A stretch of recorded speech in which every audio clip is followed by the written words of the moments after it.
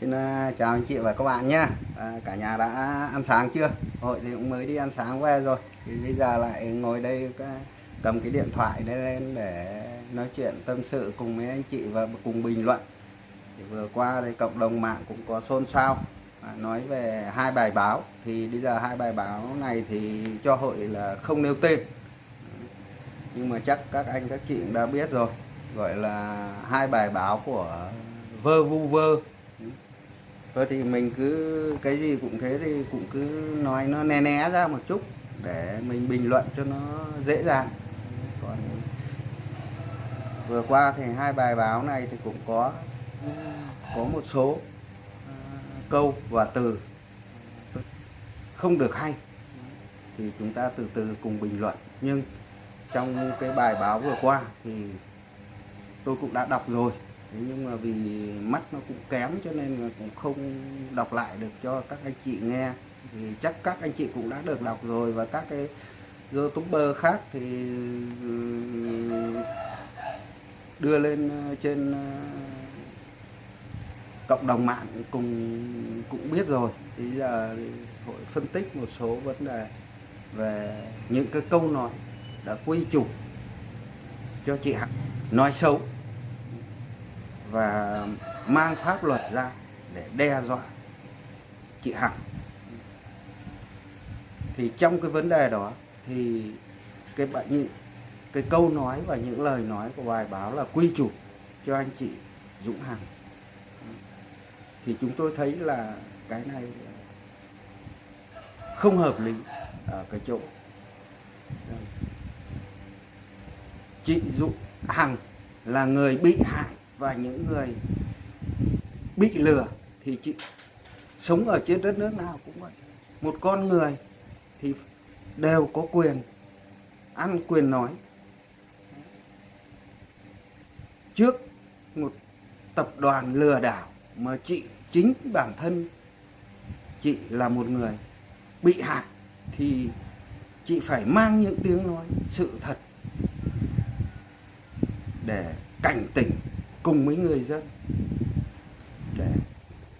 biết được những cái chuyện đó là của cái tập đoàn lừa đảo này làm, không chữa được bệnh và không mang lại được những cái hiệu quả đó. Thì chị kêu gào lên là của tập đoàn Kín Lửa này là những người có liên quan, có chữa bệnh, thì chị chỉ yêu cầu những người đó là đứng ra nói một câu là chữa có khỏi hay không. Nhưng khi lúc chị kêu gọi lên thì cái tập đoàn đã bắt đầu nhảy vào săm soi, khủng bố, chửi bới, nhục mạ chị ấy, rồi chồng con chị ấy. Thì khi lúc có một người đàn bà phụ nữ mà phải chống cả mấy tập đoàn Kín Lửa thì bắt buộc chị phải kêu gào. Trong lúc kêu gào đó thì nó cũng có những cái câu theo như người dân nghĩ thì nó cũng chỉ là bình thường thôi. Nhưng các anh các chị đã tự cho các anh các chị một cái quyền là cao quý, không ai có thể bất khả xâm phạm, không ai được đụng đến. Các anh các chị là cái tập đoàn Kín Lửa này đã hùa vào để đánh một người đàn bà phải chịu trận. Bây giờ chị không thể lấy được những cái điều tử tế ra để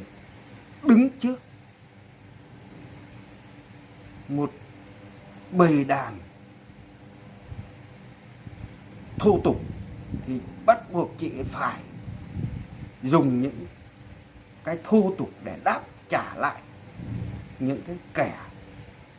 đã tự cho mình là một người hào hoa phong nhã, tự cho mình là có kiến thức. Thì chị phải dùng những cái lời lẽ đó để đáp trả những cái bầy đàn lươn lẹo lọc lừa này.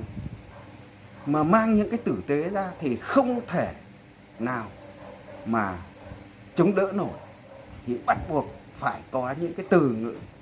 người dân thấy chuyện đó là đúng, là vì đã gọi là một cuộc đấu khẩu thì dứt khoát phải có những cái chuyện đó. Nhưng những chuyện đó đấy là trong cái cuộc mà bị lôi kéo, đáng nhẽ những cái này Đảng và Chính phủ đã cho cái tòa soạn báo vơ vu vơ này là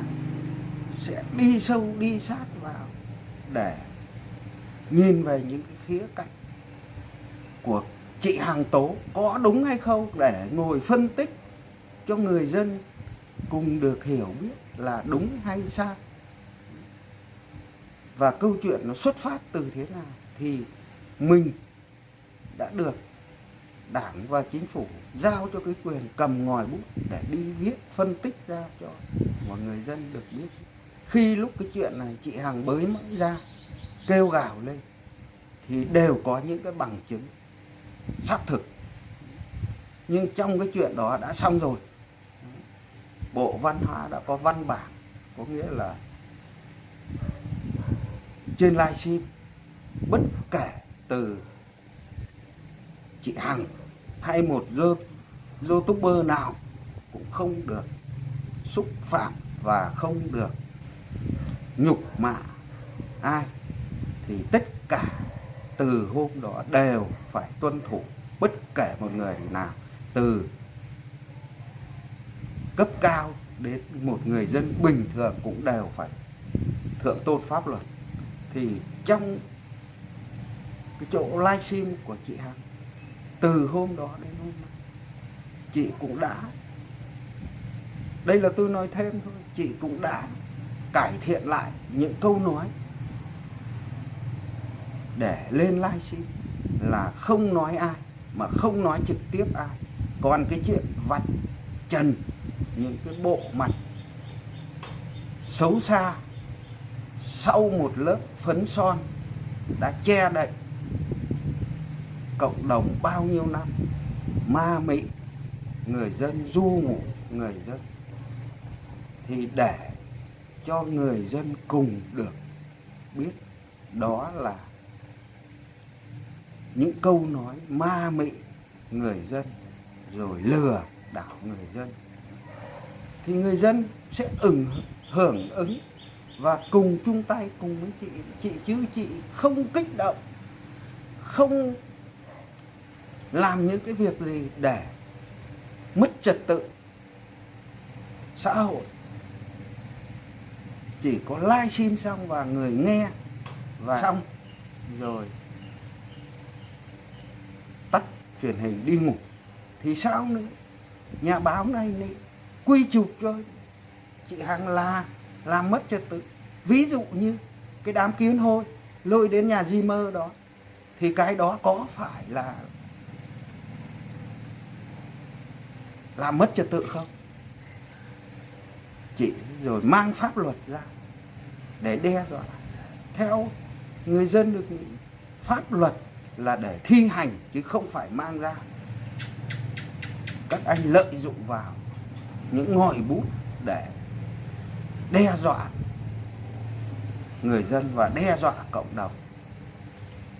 Cái việc này đáng nghĩa là của các anh chứ đâu có phải là của một người dân bình thường. Thế nhưng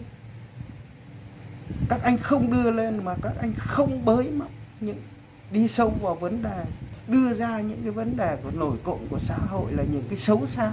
những cái dơ bẩn của đằng sau cái lớp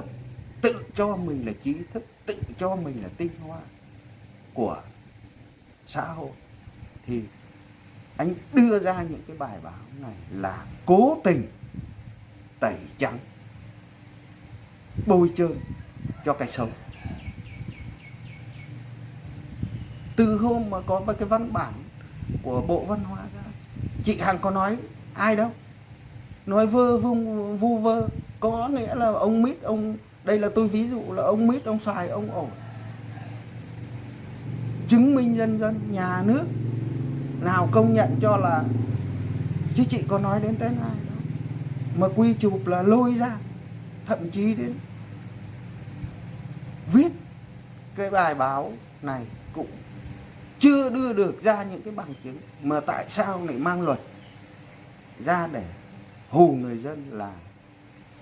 tôi thấy cái bài báo này viết lên vì cái gì? Là người dân bây giờ thời đại 4.0 này họ sẽ bây giờ biết hết, chứ đâu có phải rằng là như thời xưa mà các anh các chị cho người dân anh ăn bánh giấy và tranh ảnh đẹp qua một lớp son phấn. Nhưng người dân bây giờ cũng sẽ muốn xác minh được là cái chất lượng của son phấn đó là cái gì, và mà người dân biết là sau cái tấm tranh đó cái nhơ nhớp và xấu xa nào ở đã được bọc trên cái tấm tranh đó hay không thôi. Chứ còn thì thực sự người dân bây giờ là đều biết hết, chỉ livestream để lôi kéo. Ý bài báo này là nói là sẽ lôi kéo về để hiệu ứng đám đông, để cùng tung hô. Cái này lại càng sai nữa. Sai ở cái điểm là tại sao chị nói mà có hàng triệu lượt người đến nghe và xem, còn các anh là người đã từng ăn học, đã từng đại diện cho một trang báo hoặc từng đại diện cho tiếng nói của người dân, thì các anh không làm được là vì người dân đã bị các anh cho ăn một thời gian quá dài, có nghĩa là cũng ngao ngán lắm. Cho nên người dân không muốn xem các anh viết, mà không muốn nghe các anh nói, và không muốn nhìn việc của các anh làm. Thì bây giờ thấy cái chuyện này thì ý của các anh là muốn ghen ghét, đố kỵ, là lôi là nói là đường truyền internet. Tại sao anh viết ở trên trang báo điện tử của anh, thế thì cái này nó nằm ở đâu? Cho nên là người dân bây giờ đã nhận định được là các anh, những cái bài viết của các anh có trung thực, có vì dân, vì nước hay không. Đó, bao nhiêu những cái xấu của đám kín lửa thì tôi chưa thấy một bài viết nào đi sâu về cái lĩnh vực lợi dụng nhân nghĩa là từ thiện, thì các anh không đi sâu vào đó. Như anh Bốn Giò thì chưa thấy một cái bài báo nào của cái trang báo này đi sâu vào những lĩnh vực đó, bóc tách ra đằng sau những cái từ thiện này nó là cái gì, thì chưa thấy có một bài nào đó. Nhưng đến bây giờ đã thấy ra hai bài báo là tôi chỉ thấy nồng nực của những cái tẩy trắng, bôi trơn cho cái đám đó. Rồi ví dụ như quyên góp từ thiện đó, rồi những cái việc xấu xa của cái ông Võ Hằng Yến đã bao nhiêu năm nay rồi. Người dân phải lừa, rồi có người bỏ mạng về cái đó, thì chưa thấy một cái bài báo nào của cái nhà đài này đưa lên. Nhưng chị Hằng sơ suất trong câu nói thì tất cả bị phạt 7,5 triệu, thì tất cả đồng loạt đưa lên. Thì tôi thấy cái điều này là bất công cho một người như vợ chồng anh Dũng và chị Hằng, và bất công với những lẽ phải, bất công với những người tốt. Bây giờ nếu nói sơ ra, anh Dũng với chị Hằng đã bỏ ra bao nhiêu những cái quỹ, thì có phải rằng là một doanh nghiệp này cùng chung tay với nhà nước để lo cho dân, lo cho cộng đồng hay không? Thì cái này là các anh thử đi sâu vào đó để phân tích và bình luận, nói lên để lan tỏa những và nhân văn lên, những cái đẹp lên để cho người dân cùng được biết, và cũng là một tấm gương để những công ty khác cùng chung tay để vào mấy nhà nước để lo cho dân, lo cho cộng đồng, thì các anh lại không viết. Nhưng chỉ sơ suất có một câu nói nào thì các anh lại đi sâu và khoét sâu vào những cái đó. Thì hỏi rằng nhà nước và nhân dân có tin tưởng vào được những cái ngòi bút của các anh hay không? Trong cái việc vừa qua cũng nhờ chị Hằng và nhờ Thu Hương Vui Vẻ đã phanh phui ra những cái vụ việc này, thì đã khai trí cho người dân biết được những cái nào đúng, cái nào sai, để mọi người cùng cảnh giác với tất cả những thói hư tật xấu trong cái đám lừa đảo này. Thì đến bây giờ là người dân cũng đã thấu hiểu, và đây là chị Hằng không và bà Hương không bao giờ kêu gọi ai, không kêu gọi ai để chung tay vào để tẩy chay, nhưng người dân sẽ giác ngộ được và sẽ chung tay tẩy chay, biết được những cái âm mưu, những cái diễn biến hòa bình của cái đám kiến hôi này, lợi dụng những cái việc ca hát để đi nước ngoài cấu kết với một số phần tử xấu xa lừa đảo. Trong số đó có cả những người lợi dụng vào Phật giáo để thành một cái tập đoàn đã nói xấu chế độ, nói xấu Hội Chữ Thập Đỏ, nói xấu Mặt trận Tổ quốc Việt Nam, để được các kiều bào nước ngoài gửi tiền, tin tưởng vào lời nói của các anh, để lợi dụng vào những cái đó để kêu gọi làm từ thiện, mang cái đồng tiền đó về còn khuất tất. Bây giờ tại sao cho các anh, nhà nước cho phép các anh được đi sâu đi sát vào, phỏng vấn những cái bên kia, là đưa ra những cái sao kê chính thức xem là cái đồng tiền đó của cộng đồng và các mạnh thường quân trong nước rồi ngoài nước đóng đưa cho các anh là bao nhiêu, thì nó sẽ lòi được ra hết tất cả những cái gì đúng, cái gì sai, là vì cái đó là quyền hạn của các anh được làm những việc như thế, thì các anh lại không làm, mà các anh lại đi xâm soi xoáy vào một người phụ nữ. Thì tôi thấy những cái bài viết này đến bây giờ thì người dân cũng đã nhận được ra, càng ngày càng bộc lộ hết một số nhỏ truyền thông là chuyên môn tẩy trắng bôi trơn cho cái tập đoàn lừa đảo này, thì cũng đồng nghĩa là mấy cái đám kiến hôi này là liên quan với nhau. Người dân thì nghĩ là như thế, sâu vào sát vào để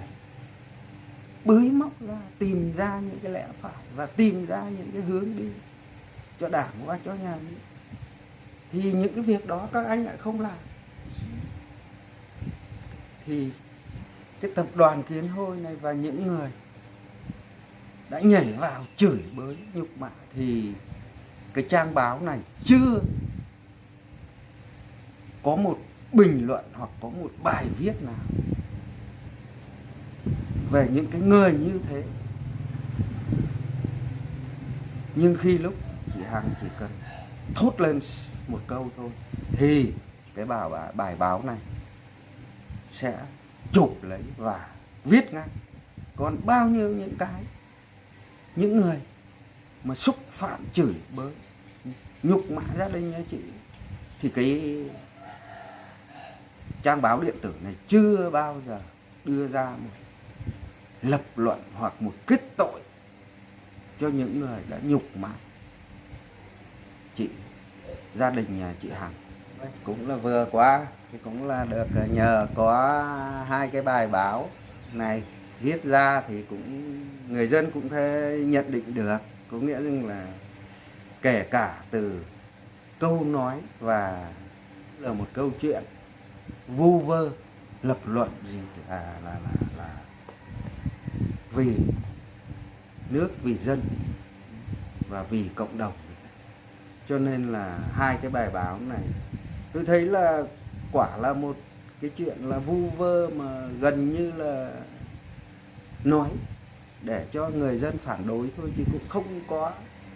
một cái gì là cái ý nghĩa. Nhưng mà chính anh quy chuộc buộc tội cho chị Hằng thì chính anh, người dân cũng sẽ lại quy lại cho anh là chính anh là người đã xúc phạm chị Hằng, có tội. Chị đâu có phải là một người có tội mà lại dám mang cả tên của chị đưa lên mặt báo. Anh đã xin phép, đấy là cái quyền tối thiểu của một người công dân mà chắc chắn anh đã biết được rồi, mà anh quy chụp cho người ta là người xúc phạm người khác. Thì bây giờ tôi hỏi anh là chị xúc phạm ai, đã xúc phạm ai chưa? Là chưa có, mà từ lúc có cái văn bản đó là chị chưa xúc phạm ai. Còn cái quyền của người dân là ca hát hay là livestream, đấy là cái quyền tối nhà nước. Còn bộ luật an ninh mạng đã có rồi, ai sai người đó phải chịu trách nhiệm, chứ không thể anh lợi dụng vào một trang báo quy chụp luận tội cho người ta là cái này. Kể cả là luận tội người ta có tội thật cũng chỉ được viết phép viết tắt thôi, chứ không thể lấy cả một cái tên rồi danh hiệu của người ta ra để đưa lên mặt báo. Thì cái này tôi thấy các anh là người sai hoàn toàn và bị người dân lên án là đúng, chứ không phải là sai. Trong cái chuyện vừa qua nó cũng đã vỡ lở ra, thế thì bây giờ thì người dân cũng được chị Hằng rồi khai thông khai trí cho, thì cũng bây giờ cũng đã nhận diện được, càng ngày càng lộ diện ra những người chống lưng, rồi những người chuyên môn viết những cái bài ăn theo, tẩy trắng bôi trơn cho cái đám, một số nhỏ của cái đám kiến hôi này. Thì bây giờ càng ngày đã lộ diện, người ta dân cũng đã nhận diện được cái bài báo này là vì ai, vì cái gì, thì các anh tự để nhận thức được là người dân sẽ nghĩ về các anh như thế này, là vì cái gì mà có những cái bài viết như thế để quy chụp rồi lôi luật ra, để lôi luật ra để hù dọa những người tốt. Ba cái việc của từ ông Võ Hoàng Yên hay là đến tập đoàn Kiến Hôi, hay là rồi đi giờ sẽ dần dần nó sẽ lộ diện hết ra cả những tại sao mà người dân đã bị u mê một thời, là vì trong cái số này có một số nhỏ của giới truyền thông gọi là những đưa ra những cái bài viết ăn theo, bợ đỡ, bưng bô cho cái một số của cái đám kiến hôi này. Thì bây giờ người dân cũng đã nhận diện được, thì cũng chỉ có mong Đảng và Chính phủ đưa những cơ quan điều tra vào, đi sâu đi sát vào để tìm ra một cái hướng đi, và những cái nhà báo nào chân chính, thì trang báo nào chân chính thì để lại, để định hướng cho người dân tin tưởng vào Đảng, tin tưởng vào Chính phủ, chứ cũng đừng để quyền viết rồi viết những cái bài đánh sai sự thật, tẩy trắng bôi trơn cho những cái xấu đó, để làm cho người dân sẽ ngộ nhận mà đi theo, tin tưởng vào những cái bài viết đó, thì mong sao sắp tới đây Bộ Văn hóa cũng nên chấn chỉnh lại và làm sao cho người dân nhận thức được cái nào là đúng, cái nào là sai, và những kẻ nào đã lợi dụng vào ngòi bút để tẩy trắng bôi trơn cho cái đám kiến hôi này đi sang nước ngoài. Họ sẽ lợi dụng vào những cái đó để kêu gọi quyên góp về. Họ không minh bạch về đồng tiền, bát gạo tiền đó, thì mong làm sao Đảng và Chính phủ sau cái đại hội Đảng lần này thì sẽ mang lại cho và định hướng cho người dân lúc nào cũng tin tưởng về đường lối và chính sách của nhà nước, chứ viết lên những cái bài báo mà đánh lạc hướng dư luận giữa cái xấu và cái tốt, lẫn lộn. Cũng có cái tự người dân chúng mình phải giác ngộ, có những cái nhà nước không cấm, biết phân biệt được cái nào là đúng, cái nào là sai, cái nào là chính, cái nào là tà, để chúng ta cùng chung nhau tẩy chay, không xem, không nghe, không nhìn vào những cái bài viết la cải, chuyên tung hô cho những một đám lợi dụng vào, đám chuyên hại nước hại dân. Thì bây giờ người dân cũng đã nhận định được hết rồi. Thôi, hội cũng chỉ nói được đến thế thôi. Không quên chúc các anh chị trong nước cũng như ngoài nước vui vẻ, mạnh khỏe, thành đạt trong cuộc sống. Và những người gọi là kêu gọi từ thiện thì có tâm mới quê hương đất nước, để cùng chung tay vào tẩy chay những cái